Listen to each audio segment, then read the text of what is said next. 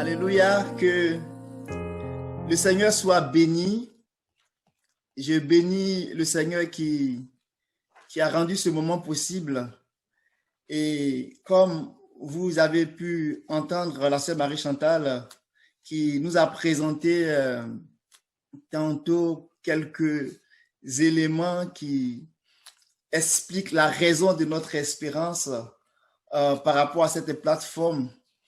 J'aimerais comme ça, à partir de ce partage, de cette parole que le Seigneur a mis sur mon cœur, donner quelques éléments qui vont nous amener à voir un peu plus en ce qui concerne les messages, la parole du Seigneur que nous vous inviterons dans quelques heures, mais dans les jours à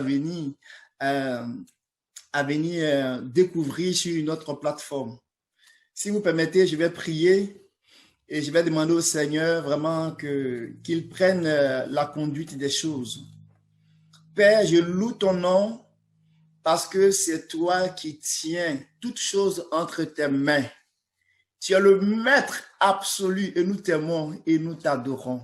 Seigneur, je prie que tu oignes, Seigneur, les cœurs de ceux qui entendent ce message et que tu oignes, Seigneur, la bouche de ton serviteur que je suis pour que cette parole vienne dans des mots simples, mais aussi avec la force et la puissance pour détruire les œuvres des ténèbres et pour produire, pour communiquer la vie. Seigneur, tu prends le contrôle de ce moment dans le puissant nom de Jésus.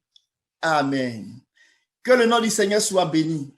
Donc, comme vous avez pu l'entendre et le voir dans les jours qui ont précédé cette rencontre, des messages ont été envoyés et la plateforme sur laquelle nous nous tenons présentement via Zoom et Facebook, nous sommes ici pour dévoiler un message que nous avons reçu et nous sommes convaincus que ce message ne vient pas d'un homme. Nous ne voulons pas être prétentieux, mais nous croyons que c'est l'œuvre de l'Esprit. La plateforme a été baptisée l'Évangile du Royaume. Cela prend son fondement dans le livre de Matthieu, chapitre 24. Nous connaissons bien ce contexte. C'est un contexte qui explique la seconde venue du Seigneur. Parce que au début du chapitre, les disciples ont posé la question au Seigneur. Dis-nous quand ces choses vont arriver, quand cela va se passer, quel sera le signe de la fin des temps?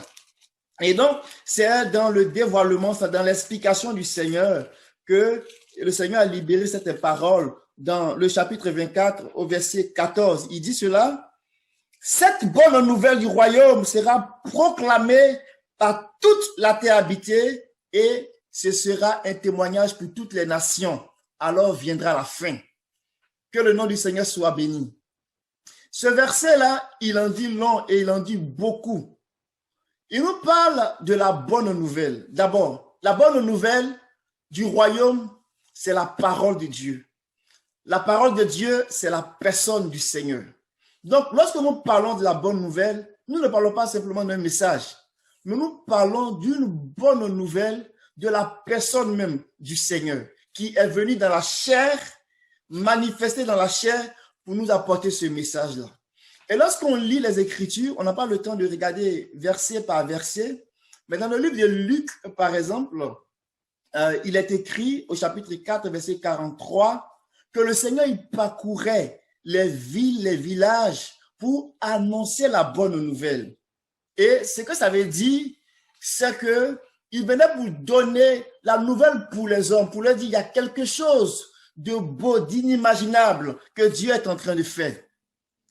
Donc, cette bonne nouvelle-là, le Seigneur a dit que c'est pour cette raison qu'il est venu sur la terre. Ça en dit long. Ça veut dire que c'est capital. Les 4 évangiles nous montrent que les témoins qui ont vu le Seigneur dans les jours de sa chair, il parlait essentiellement dans son message du royaume de Dieu, du royaume des cieux. On ne va pas faire la sémantique, mais il y a des nuances à faire. Mais on va aller avec les choses les plus simples pour l'instant. Donc, il parlait du royaume de Dieu et c'était l'essentiel de son message. Il y a 4 sujets principaux qu'on peut rattacher au royaume de Dieu et qui constituent les principaux axes du message du Seigneur. Donc, en parlant du royaume de Dieu, il parlait des paraboles pour nous emmener à comprendre un peu qu'est-ce que c'est que ce royaume-là. Donc, c'est ce premier axe qui est rattaché au royaume de Dieu. Le deuxième axe qui est rattaché au royaume de Dieu, c'est que le Seigneur, il parlait du style de vie du royaume, de la justice du royaume, de la morale du royaume, de la façon de se conduire dans le royaume. Donc, c'était le deuxième axe. Et quand il parlait, souvenez-vous, aux pharisiens, il était vraiment très, très, très intransigeant. Il les mettait au pas parce que dans son royaume à lui, c'est la justice. Le troisième élément que je vais, axe qui faisait partie du message du Seigneur quand il parlait du royaume, c'est le Saint-Esprit. Il a dit quand le Saint-Esprit viendra, il vous dira beaucoup de choses. Mais dans sa conversation avec Nicodème, il a dit quelque chose de très fort. C'est le Saint-Esprit qui nous fait naître de Dieu. J'en viendrai sur ce point plus tard. Donc, on voit qu'il a parlé du Saint-Esprit en lien avec le royaume. Et le dernier élément concernant le royaume, c'est l'établissement même du royaume, mais lié à la seconde venue du Seigneur. Donc, lorsque nous parlons de la seconde venue du Seigneur, c'est en vue de l'établissement de ce royaume-là. Donc, voici les quatre principaux, on va dire, axes qui constituent l'essentiel du message. Mais comme je le disais tantôt, le message, c'est une personne. C'est la personne du Seigneur. C'est pour cela qu'il est écrit dans le livre de 1 Corinthiens, chapitre 1, verset 30, que le Seigneur lui-même, il s'est fait sagesse. Ça veut dire, il s'est fait le message de la croix. C'est une sagesse qui dépasse, qui est comme une folie pour les hommes, pour le pardon de nos péchés. Il s'est fait justification. Ça veut dire, l'homme étant séparé de Dieu à cause du péché, le Seigneur est venu comme le justifier, l'innocenter. Le Seigneur, il ne s'est pas arrêté là. Il s'est fait pour nous sanctification. C'est-à-dire, il nous a mis à part. Il a fait de nous un peuple saint, mis à part pour lui. Et enfin, il s'est fait rédemption. Ça veut dire que à travers sa mort et sa résurrection, le Seigneur donne la possibilité à l'homme de rentrer dans l'immortalité et de devenir semblable à lui. Donc, c'est à travers ce parcours-là que le Seigneur vient montrer à l'homme comment il vient le prendre et comment il vient le sauver. C'est pour cela que l'évangile, c'est la puissance de Dieu pour le salut de quiconque croit. Donc, je vais rapidement donner 4 éléments en lien avec ce message de l'évangile, de sorte que vous puissiez voir un peu les différents axes et quand vous viendrez par la suite sur la plateforme, vous verrez les livres, vous écouterez les messages audio, les messages vidéo et toutes sortes d'outils disponibles, vous allez pouvoir plus ou moins vous repérer et au fur et à mesure, les choses vont devenir claires. La première des choses que je veux dire par rapport à l'évangile du royaume, en tant que bonne nouvelle, c'est le moyen que Dieu a trouvé pour sauver l'homme à cause du péché. L'homme a péché, l'homme s'est séparé de Dieu et il était impossible pour l'homme de se retrouver. La seule issue pour l'homme, c'était la mort. Mais le Seigneur est venu pour nous sauver. Et pour venir sauver l'homme, pour venir délivrer l'homme de la mort, il va faire quelque chose. L'homme naturel, il naît d'une femme, il naît d'un homme, il naît de la volonté, du sang et de la chair. Mais, lorsque le Seigneur vient à nous, il nous fait naître d'esprit. Ça veut dire, il nous fait naître d'en haut. Donc, on n'est plus de la chair et du sang, mais on est de la volonté de Dieu. Et selon Jean chapitre 1, verset 12, nous devenons maintenant enfants de Dieu. Et c'est ce que le Seigneur disait à Nicodème. Il a dit, celui qui ne naît d'eau, celui qui ne naît de nouveau, il ne peut voir le royaume. Ça veut dire qu'il ne peut pas comprendre le royaume. Ce royaume dont nous parlons, ce royaume de Dieu là, celui qui n'est pas de nouveau, il ne peut pas comprendre. Le Seigneur allait plus loin. Dans Jean chapitre 3, verset 5, il dit, celui qui n'est né d'eau et d'esprit, il ne peut pas entrer dans le royaume. Ça veut dire qu'il ne peut pas expérimenter la puissance, les réalités du royaume. Et ça, c'est l'esprit qui fait ce travail-là. Donc vous voyez, pourquoi est-ce qu'il a parlé du Saint-Esprit? C'est parce que c'est l'esprit, la personne du Seigneur lui-même, qui nous introduit dans le royaume, qui nous fait comprendre le royaume et qui nous fait expérimenter le royaume. Le second point, c'est la justice. Regardez ceci. La Bible dit que la mort règne par le péché, par l'iniquité. Et quand la mort règne, selon les Écritures, on peut définir 4 axes par lesquels la mort règne. La mort règne par la faim, c'est-à-dire la privation, le dénouement, la misère, la pauvreté. La mort règne par la guerre, c'est-à-dire par l'épée. Elle règne par l'épée, donc par la guerre, par la destruction. Mais la mort, elle aussi, règne par la peste, par les maladies, par les cancers, par beaucoup de choses. La mort règne par les bêtes féroces, c'est-à-dire par la sorcellerie, par la méchanceté. Mais ce processus de destruction-là, pour pouvoir le renverser, le Seigneur vient nous donner un outil très puissant qui appartient au royaume. C'est la justice de Dieu. Donc, de la même façon que la mort règne par le péché et détruit l'humanité, si rien n'est fait, le Seigneur vient renverser ce processus-là par l'évangile qui nous fait quoi? Qui est la puissance de Dieu, qui nous fait connaître la justice de Dieu. Et la vie commence à régner par la justice. Et parce que la vie commence à régner par la justice, nous avons l'espérance de la vie éternelle. C'est vraiment glorieux. Je vais aller sur le 3e point, et qui n'est pas l'un des moindres par rapport à l'évangile du royaume. La période que Dieu a donnée à l'Église, on peut la subdiviser en 2 étapes. Depuis la première venue du Seigneur jusqu'à la seconde venue du Seigneur, c'est la première étape. Mais la seconde venue du Seigneur annonce l'établissement du royaume. Ça fait les 2 étapes qui ont été données à l'Église. Donc, pendant que le Seigneur prépare l'Église à la première période, ce qui se passe, c'est qu'un ennemi, il vient rentrer dans le champ de Dieu pour s'aimer la confusion. C'est Satan, c'est le diable, c'est l'adversaire, c'est le méchant, c'est le destructeur, c'est le dérobeur. Mais gloire soit rendue à Dieu, parce que Dieu a donné la force à l'Église pour les combattre. Je vais vous donner des images. On n'aura pas l'occasion de les regarder dans les Écritures. Dans le livre d'Apocalypse, chapitre 12 et chapitre 13, il y a des images très fortes qui sont données. Et ces images-là nous permettent d'avoir une très bonne compréhension de comment l'ennemi s'oppose à l'établissement du royaume. Qu'est-ce qu'il fait? Il est présenté comme le dragon, chapitre 12, comme le serpent ancien, comme Satan, comme l'adversaire de Dieu. Et il cherche à détruire l'œuvre de Dieu. Il cherche à dévorer l'enfant qui va sortir de la femme. On parle d'une femme. Mais en fait, cette femme-là, c'est le mystère de l'Église qui souffre des douleurs de l'enfantement et qui est sur le point de mettre au monde un fils. Ce que le langage de la prophétie nous dit ici, c'est que ce fils-là n'est rien d'autre que l'Église arrivée à un état glorifié, glorieux. Mais le dragon est là pour dévorer l'enfant.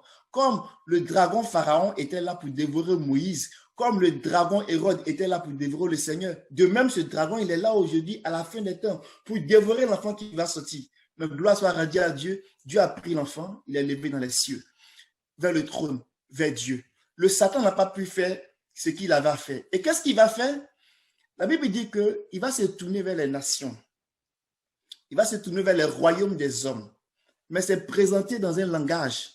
Et ce langage-là dit que le dragon, le diable, il va aller voir celui qu'on appelle la bête qui sort de la mer. La mer ici, ce sont les systèmes des nations. Et ce dragon-là, il va donner son trône. Il va donner sa puissance et il va donner une grande autorité, une grande influence à cette bête-là. Et donc cette bête-là, son rôle, ça sera de mettre en place des stratagèmes pour empêcher l'Église de s'établir. Et ce qu'elle va faire, elle va aussi donner, cette bête va donner une grande autorité à une autre bête qu'on appelle la bête qui sort de la terre. On le voit dans Apocalypse chapitre 13, le verset 11. La bête qui sort de la terre, je vais vous dire un mystère par rapport à elle. Elle a 2 cornes. Elle a l'apparence de l'agneau, mais quand elle parle, sa voix est la voix du dragon. Apocalypse chapitre 16 nous dit que cette bête-là, c'est le faux prophète. On va lire un verset. Dans Apocalypse chapitre 16, vous allez voir ce trio-là, comment il opère. C'est un groupe de mauvais esprits et ils travaillent contre les intérêts de Christ. Et vous allez voir le lien que je fais avec le royaume de Dieu. Apocalypse chapitre 16, et j'ai lu le verset 13 au verset 14. Je vis sortir de la bouche du dragon, de la bouche de la bête, donc de la bête qui sort de la mer, et de la bouche du faux prophète, de mensonges, 3 esprits impurs, semblables à des grenouilles. Ce sont des esprits de démons qui produisent des signes et qui s'en vont vers les rois de toute la terre habitée afin de les rassembler pour la guerre du grand jour de Dieu, le Tout-Puissant. Il y a beaucoup à dire. Ce que je veux faire ressortir comme point ici, c'est que ce trio-là est mis en place pour vraiment empêcher le royaume, mais il ne peut pas le faire. Et qu'est-ce qu'il va faire? Il va mettre en place un système. Ils vont mettre en place un système que les Écritures appellent le système de Babylone.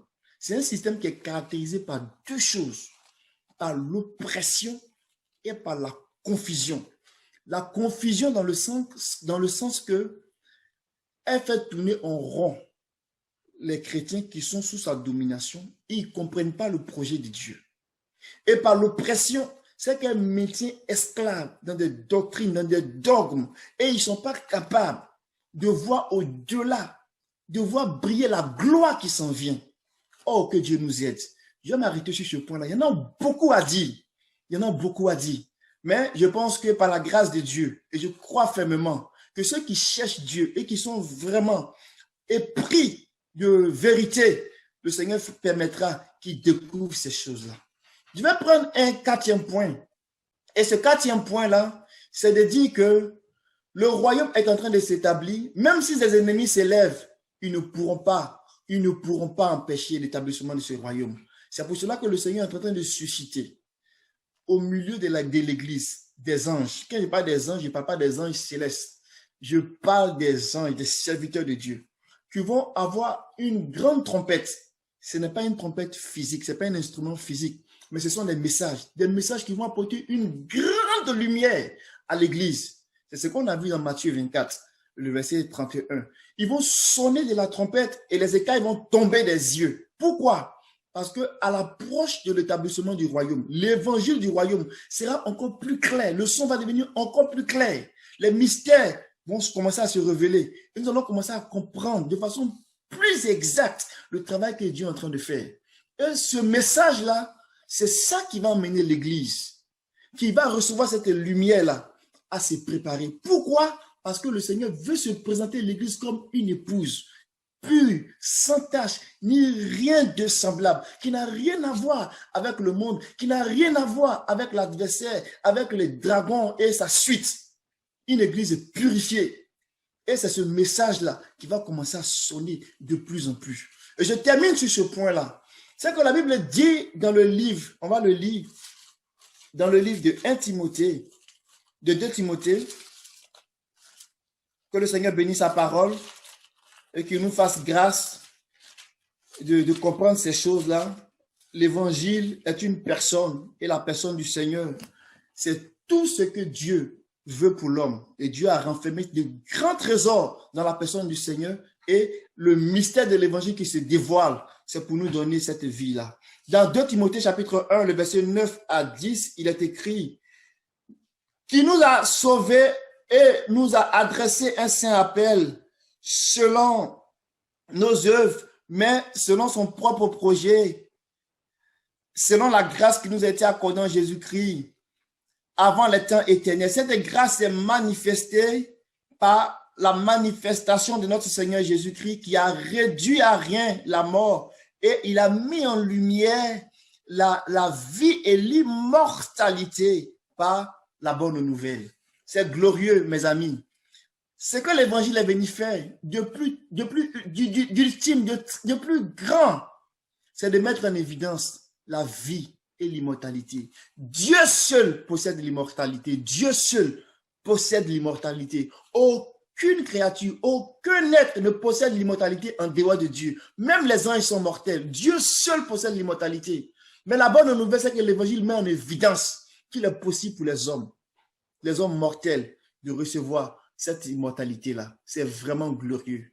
Donc, que le Seigneur nous bénisse. Cette plateforme qui s'intitule ou qui est dénommée l'Évangile du Royaume présente le message, plus qu'un message, la personne du Seigneur. Et il dit que alors cet évangile qui sera prêché à tout le monde entier, pour servir de témoignage, alors viendra la fin. C'est une personne qui a annoncé, qui donne la vie. Mais alors viendra la fin. Il est écrit dans Hébreux, chapitre 10, verset 37. Celui qui doit venir viendra. La fin est une personne. C'est la personne du Seigneur. Donc, lorsque cette personne sera annoncée au travers du monde entier, à travers le monde entier, sera annoncée, il a fixé un temps où elle-même, cette personne-là, viendra pour mettre fin à la première période qui a été donnée à l'Église en vue du règne. C'est pour cela que tout chrétien, les gens qui ne connaissent pas le Seigneur, s'ils n'ont pas entendu parler de l'Évangile, ils ne pourront pas comprendre ce que Dieu est en train de faire. Et ceux-là ont besoin d'ouvrir leur cœur, d'élargir leur cœur au Seigneur pour rentrer dans le plan de salut, le salut qui nous sauve de la mort et de ses agissements. Et pour ceux qui sont chrétiens, s'ils n'ont pas la lumière, ils n'ont pas le langage du maître, ils n'ont pas la compréhension, ils ne peuvent pas se préparer. La Bible dit que lorsque le son de la trompette sonne et que ça donne un son confus, qui peut se préparer au combat? Or, que le Seigneur nous donne, à travers les enseignements, à travers les ministères, à travers les prédications. Ce n'est pas une seule personne, c'est un corps de personnes que Dieu est en train de susciter et qui va sonner de la trompette avec éclat pour que l'Église puisse rentrer dans l'accomplissement des mystères de Dieu. Que le Seigneur soit béni et que la gloire revienne au Seigneur.